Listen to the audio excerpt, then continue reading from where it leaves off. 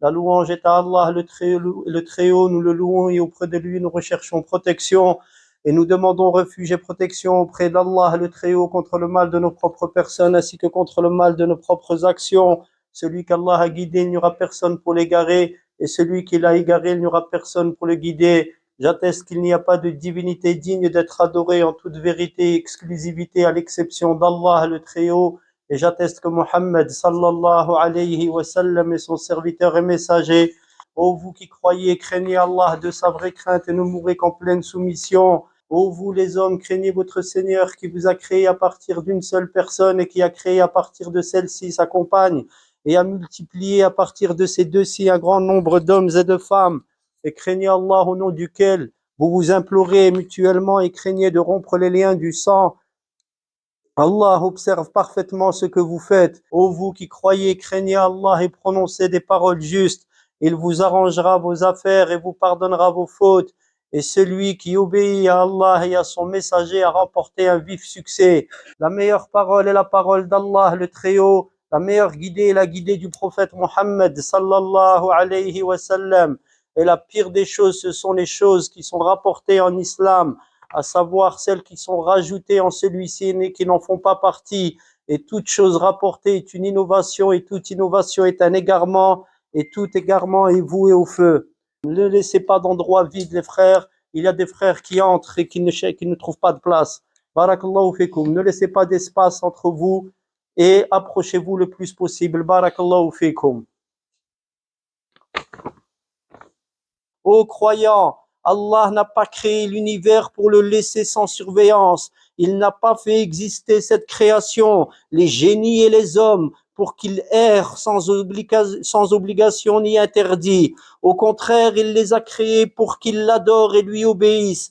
Et c'est dans ce but qu'il a envoyé ses nobles messagers, comme lien entre lui et les serviteurs dans la transmission de la religion et l'exposé de la vérité et de la guider. Et afin qu'il guide les gens vers le Seigneur de l'univers, pas de chemin vers la connaissance d'Allah, son obéissance, son adoration et l'atteinte de sa satisfaction, si ce n'est par la voie des prophètes et messagers, que la prière d'Allah, c'est-à-dire son éloge auprès de ses anges rapprochés et son salut soit sur eux tous. Ô croyants, les messagers d'Allah sont les meilleurs parmi ses serviteurs. Il les a choisis comme il le dit qu'ils soient glorifiés. Allah choisit parmi les anges des messagers ainsi que parmi les hommes. Il les a choisis qu'ils soient exaltés afin de transmettre sa religion, ce qu'ils ont fait de manière claire. Pas de bien si ce n'est qu'ils aient orienté leur communauté vers celui-ci, ni de mal contre lequel ils n'aient mis leur peuple en garde. Ô croyants, la foi dans les messagers est un des piliers de la foi. Avec la foi en Allah, ses anges, ses livres, le jugement dernier et la prédestination bonne ou mauvaise. La foi dans les messagers d'Allah est un fondement de la religion islamique. Pas de foi ni obéissance comptée, pas d'œuvre acceptée par Allah, si ce n'est par la croyance en les prophètes dans leur entièreté. Allah le Très-Haut dit: le messager a cru en ce qui a été descendu sur lui ainsi que les croyants. Tous ont cru en Allah, ses anges, ses livres et ses messagers. Nous ne faisons pas de distinction entre eux. Et Allah Très-Haut dit: et celui qui mécroit en Allah, ses anges, ses livres, ses messagers, et au jour dernier, c'est certes grandement égaré. Ô croyants, la foi dans les messagers consiste en la conviction inébranlable qu'ils sont les messagers d'Allah immense et haut, et qu'Allah puissant et grand les a choisis et envoyés avec sa révélation claire et sa religion noble et droite, la conviction profonde qu'ils sont véridiques, ayant reçu la vérité, qu'ils sont des guides bien guidés, des êtres obéissants à Allah sur une voie droite, dignes de confiance, craignant pieusement Allah. Avoir foi dans les messagers signifie attester du fond du cœur et par les actes qu'ils ont transmis ce avec quoi ils furent envoyés de manière claire et qu'ils ont guidé les serviteurs vers la voie droite d'Allah. Être convaincus qu'ils ont appelé à tout bien et mis en garde contre tout mal. Croire sans l'ombre d'un doute qu'ils sont les choisis parmi les serviteurs, les meilleurs de ceux-ci, qu'Allah prie sur eux tous et les salue. Et sachez que la foi en les messagers ne peut être sans que nos cœurs ne soient remplis et emplis de leur amour, d'avidité dans leur suivi et la recherche de la guider en marchant sur leurs pas. Allah puissant et grand, après avoir évoqué ses messagers dans leur ensemble, dit: voilà ceux qu'Allah a guidés, suis donc leur voie. Ô croyants, Allah a relaté les histoires des messagers en de nombreux endroits de son noble livre. Il en a cité certains nommément et détaillé le récit d'un groupe parmi eux. Et Allah, puissant et grand, a informé qu'il n'a parlé que d'une partie d'entre eux dans le Coran et que d'autres n'ont pas été évoqués. Nous devons donc de croire en tous les prophètes d'Allah, connus ou inconnus de nous. Et ceux dont Allah le Très-Haut a relaté les récits, eh bien, c'est avec méditation que nous les lisons. Nous tirons des leçons des événements qu'ils ont vécus afin de les prendre comme exemple et suivre leur voie. Qu'Allah prie sur eux tous et les salue. Et Allah, puissant et grand, a cité dans le Coran 25 prophètes par leur nom. Parmi eux, ceux qu'il a évoqués à la suite dans la sourate Al-An'am, la sourate des bestiaux.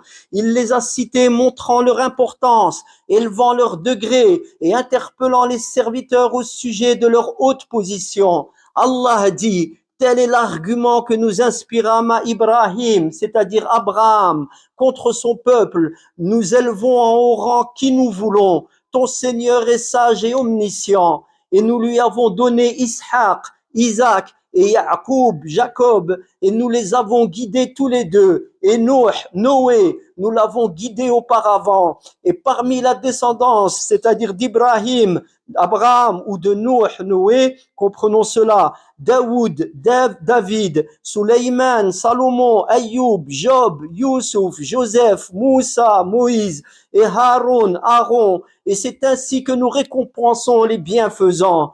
De même Zacharie, Yahya, Jean-Baptiste, Isa, Jésus, et Elias, Élie, nous tous étant du nombre des gens de bien. De même Ismaïl, c'est-à-dire Ismaël,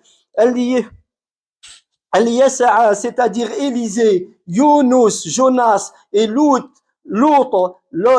Chacun d'entre eux, nous l'avons favorisé par-dessus le reste du monde. Voici, serviteurs d'Allah, des noms de prophètes dont Allah a élevé les rangs. Il est indispensable aux serviteurs croyants de connaître ces prophètes, leurs noms, leurs mérites, leurs histoires, leur noble vie, afin de pouvoir suivre la guidée avec laquelle ils ont été envoyés et marcher sur leurs traces. Et c'est pour cela qu'après avoir évoqué les précités, Allah dit: voilà ceux qu'Allah a guidés, suis donc leur voie. Je vous rappelle, serviteurs d'Allah, que la voie commune des prophètes en tout temps et en tout lieu fut l'appel à l'adoration d'Allah unique et le délaissement de l'adoration de tout ce qui est adoré en dehors d'Allah. Voilà le message des prophètes et voilà ce qu'il nous est commandé de suivre.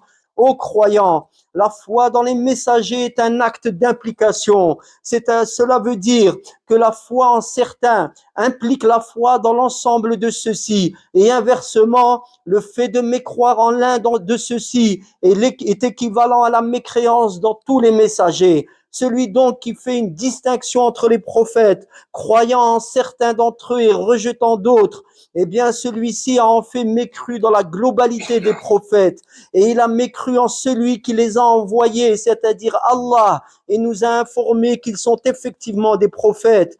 Oui, il a en fait mécru dans le Seigneur de l'univers, Allah Très-Haut. Il dit qu'il soit glorifié.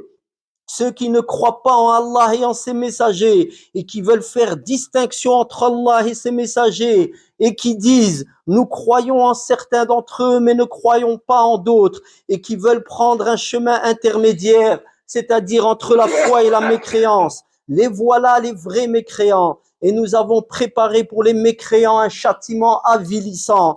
Ô croyants, vénérez les prophètes d'Allah, reconnaissez leurs mérites, apprenez leur biographie et les récits décrivant leurs vies et efforts, et faites de votre mieux pour suivre leur modèle, car la véritable vie est dans le suivi des messagers. l'engagement dans leur voie d'obéissance à Allah, Seigneur des cieux et de la terre et ce qu'il y a entre eux. Ô croyants, fait partie de la foi dans les prophètes, la croyance que les prophéties ont été clôturées avec celle du dernier d'entre eux, Mohammed, qu'Allah prie sur lui et le salue.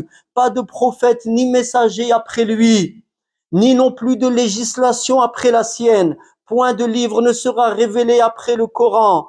Allah puissant et grand dit, Mohammed n'est point le père de l'un d'entre vous, mais le messager d'Allah et le sceau, c'est-à-dire le dernier des prophètes.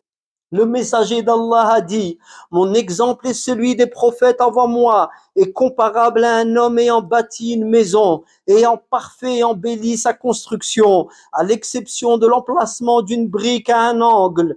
Les gens la visitent alors et s'étonnent, disant, une brique aurait dû être mise ici. Le prophète sallallahu alayhi wa sallam dit, je suis cette brique et je suis le sceau des prophètes.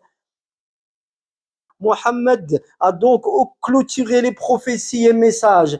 Il est le sceau des messagers et prophètes, le meilleur d'entre eux et le plus méritant, le meilleur des premiers et derniers, et sa communauté est la meilleure d'entre toutes. Allah dit, vous êtes la meilleure communauté sortie aux gens. Nous devons donc de louer Allah, de nous avoir mis dans la meilleure des communautés, de nous avoir mis parmi les suiveurs de Mohammed. Prenons un soin particulier à apprendre sa vie, sa belle et noble vie. Suivons-le du mieux que nous pouvons. Aimons-le de tout notre cœur, d'un amour supérieur à celui de nos parents, de nos enfants et celui de l'ensemble des gens. Son amour est amour d'Allah, c'est-à-dire que nous aimons le prophète Mohammed sallallahu alayhi wa sallam car il est l'aimé d'Allah, tout comme son obéissance est obéissance à Allah exalté. Serviteur d'Allah, ce capital qui est le vôtre, qu'Allah vous a donné, c'est le capital de l'unicité d'Allah. Préservez votre capital et faites-le fructifier en apprenant le sens de la ilaha illallah. Et ne gâchez pas ce magnifique capital qui vous a été donné en le trompant, en vous trompant et en le salissant, en accordant des associés à Allah. Car le but de votre vie, et ce jusqu'à votre mort, est l'adoration d'Allah unique. Shaitan et ses armées guettent et ils veulent vous faire sortir de la religion d'Allah par quelque moyen que ce soit. Que de gens prétendent l'islam alors qu'en réalité on les trouve se trouvant devant des tombeaux, invoquant les morts dans les tombeaux en question, recherchant soi-disant la bénédiction des morts dans les tombeaux, et à la fin ils se retrouvent à les invoquer comme Allah est invoqué.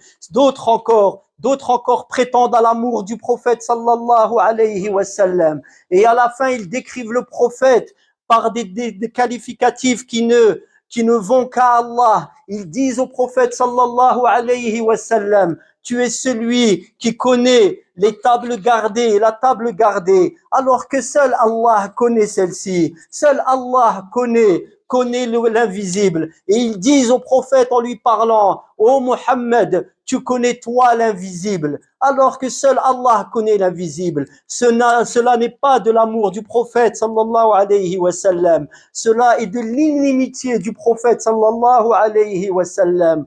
Aimez le prophète comme il nous l'a ordonné, à savoir comme Allah l'a ordonné.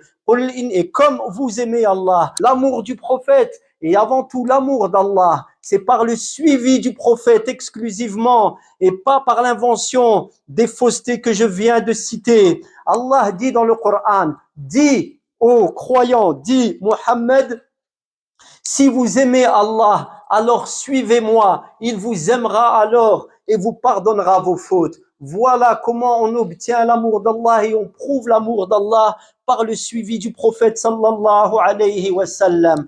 اللهم إنا نسألك حبك وحب من يحبك وحب عمل يقربنا إلى حبك اللهم إنا نسألك حبك وحب من ينفعنا حبه عندك اللهم ما رزقتنا مما نحب فاجعله قوة لنا فيما تحب وما زويت عنا مما تحب فاجعله فراغا لنا فيما تحب اللهم إنا نسألك أن تغفر لنا ولآبائنا وأمهاتنا ومشايخنا ولجميع المسلمين والمسلمات. اللهم ارحم موتانا واشف مرضانا. اللهم ارحم آباءنا وأمهاتنا وجميع المؤمنين يا رب العالمين. وصلى اللهم على نبينا محمد وعلى آله وصحبه أجمعين.